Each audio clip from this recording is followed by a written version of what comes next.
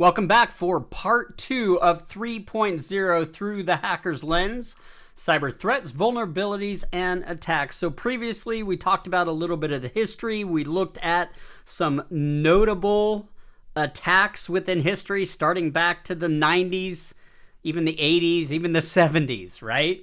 So in this section, we are going to take a look at the cyber attack lifecycle, or what's known as the kill chain. So this is a framework or a life cycle of an attack, okay? And then, how we can use that either to attack or turn around and use it to figure out how an attack occurred, what happened at each level of an attack. All right, so starting with the life cycle, we've got a diagram here. You'll notice that the typical life cycle includes 7 steps.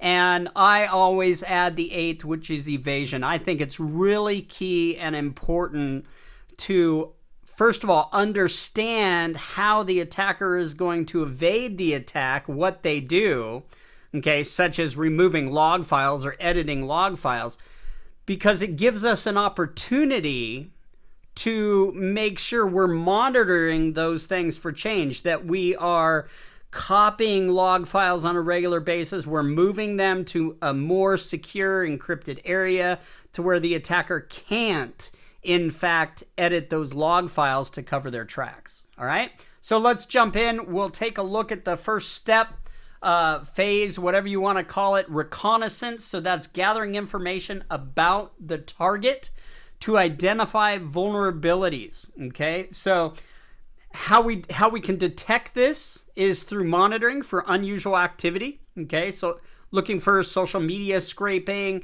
an increase in suspicious emails, an increase in social engineering attacks, right, that might indicate that someone's doing reconnaissance for a bigger attack for an advanced persistent threat. Okay, to mitigate, definitely, we're going to hear this every time, right? Educate employees. It is the biggest gateway to an attack, is the human aspect, right? As we discussed previously, upwards of, depending on which study you read, right? 70 to 90% of attacks start with the end user clicking on something, downloading the malicious software, letting someone in, a building, whatever the case may be, right? So it is about education and then re-education, because we forget, okay? And then also testing users, right? Another way to educate is to test users, not to be punitive, but to make sure that they're following the practices that you've trained them to follow, right? We can use threat intelligence as well. Now, in our example, we're going to use Stuxnet throughout this example. So if, hopefully you're familiar with Stuxnet. We discussed it briefly. It is, the first weaponization, if you will, of a cyber attack. It is indicated that the United States and Israel worked together to create this entire attack on Iranian's nuclear production facility. Okay? And so that's the attack we're going to use as example. So here in the example of reconnaissance, right, the Stuxnet team went out and figured out things like, everything from physical reconnaissance of Natanz, the nuclear power plant, right? Physical all the way down to logical. What operating systems are they running? Most likely they may have had some insider help to figure out the operating system, to find out if there were vulnerabilities or 0 days. They utilized 4 different 0 days, okay, to make this attack happen. So for weaponization, this is where we're creating that deliverable payload using gathered information, right, that we've gathered previously, often combine malware with an exploit. So in this case, what we're going to look to do is utilize that information, utilize those 0 days that we know about from the systems, the Windows systems that were used at Natanz, for example, and we're going to start creating that deliverable weaponizing the vulnerabilities that we found, right? So detection in this case, analyzing malware samples and, tracking exploit kits, knowing what's going on out there, keeping things up to date, of course. Mitigation, using sandbox techniques and apply regular patches. So there's patching again. You'll hear a lot about patching and user training. Patching and user training, right? And then sandboxing technologies so that they're segmented, right? So that, say, a server does just this one thing, so that a vulnerability in one piece of software doesn't give access to another piece of software. A vulnerability in an email server doesn't give access to a web server, those kind of things, or a database server. So, example, development of a complex malware to exploit specific vulnerabilities in Siemens's PLCs, right? That were controlling the centrifuges, and thus the thing that we wanted to break, so that the Iranians couldn't create more nuclear material. All right, so delivery is transmitting the payload to the target via whatever, right? Email, USB, other methods.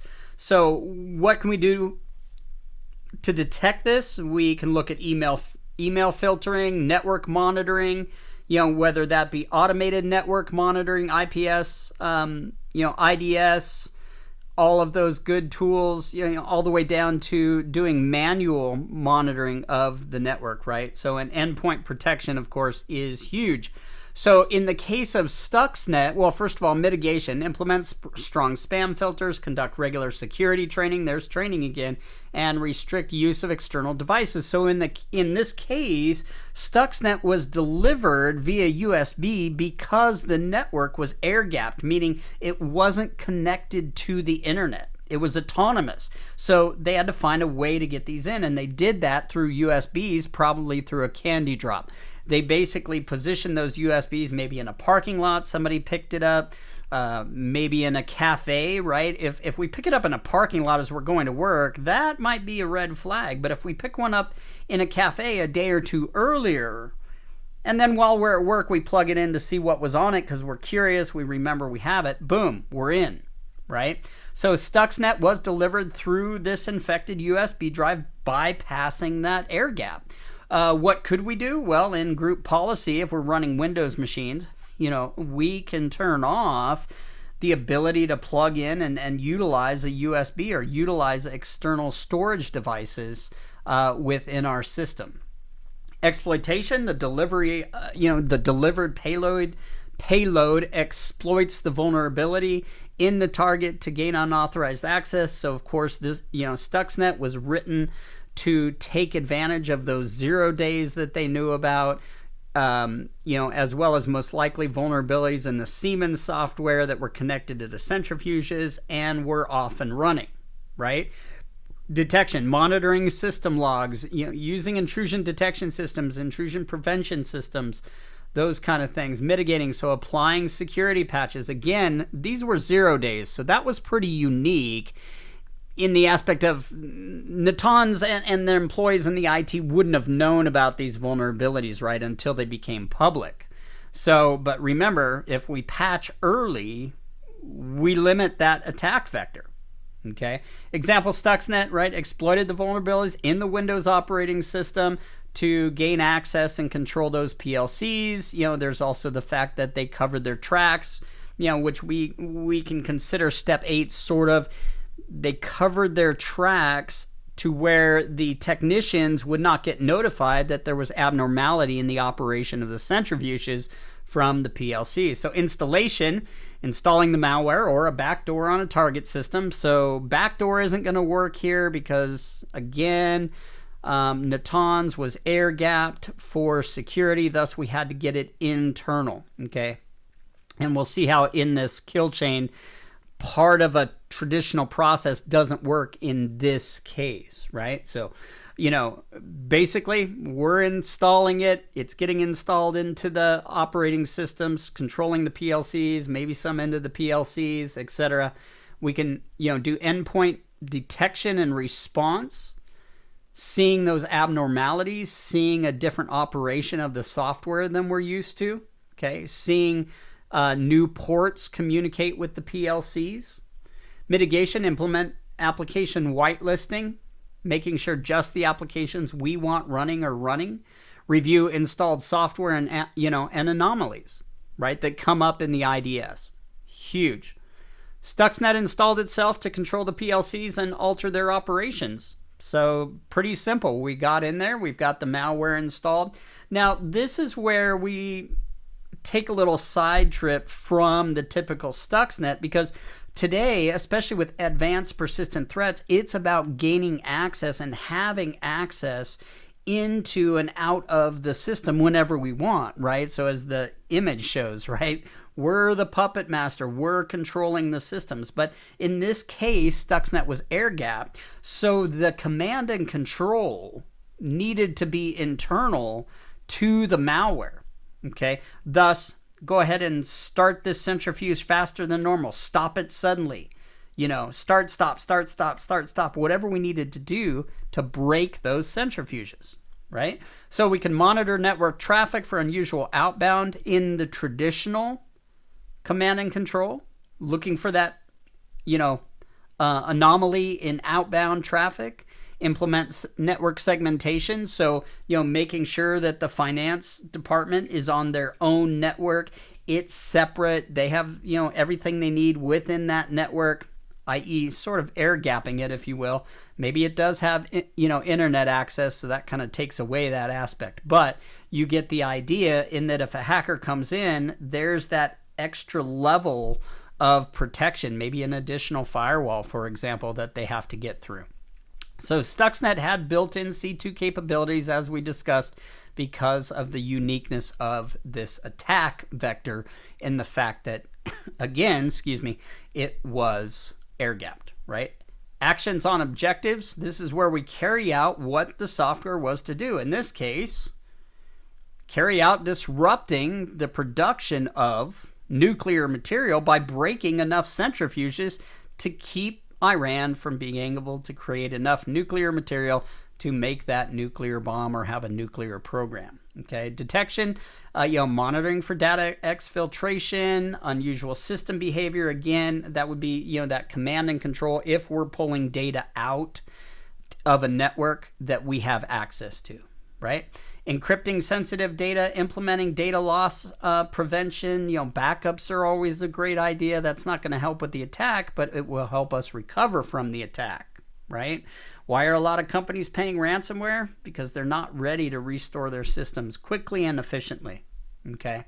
So example, Stuxnet manipulated those PLCs, altered the centrifuge speeds, causing that physical damage, as I've said before. So finally, evasion. So I consider this part of the kill chain.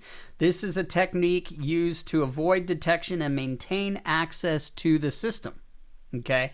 Now, in our case, there is no maintaining access to the system, right? In the case of Stuxnet.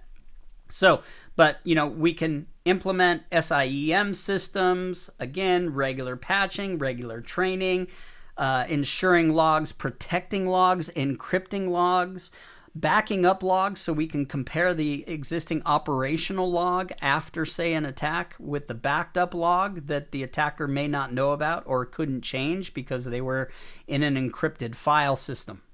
Okay, so a lot of stuff happens besides just getting systems back online and restoring data after the fact. It really becomes that cyber forensics activity of figuring out how they got in so we can protect it, what we need to change, to shore up our defenses so that this doesn't happen again, right? In the case of Stuxnet, I'm sure the idea was, okay, we're going to just, it's an air-gapped network. So this is never going to get out in the wild. It's never going to affect other companies, but oops. Somehow it did. Somehow a USB or the program or whatever ended up out in the wild and was able to impact and affect other Siemens PLCs that operated maybe centrifuges, maybe other equipment that started breaking. The PLCs broke. They stopped becoming operational. People started analyzing the code, and there it is. Hello, Stuxnet. we've got you. All right, so that's it for this section. We're going to look at, in part 3, we are going to take a look at differentiating between threats, vulnerabilities, and attacks. We're going to look at how some look like the others, etc. I'll see you in that part. Take care.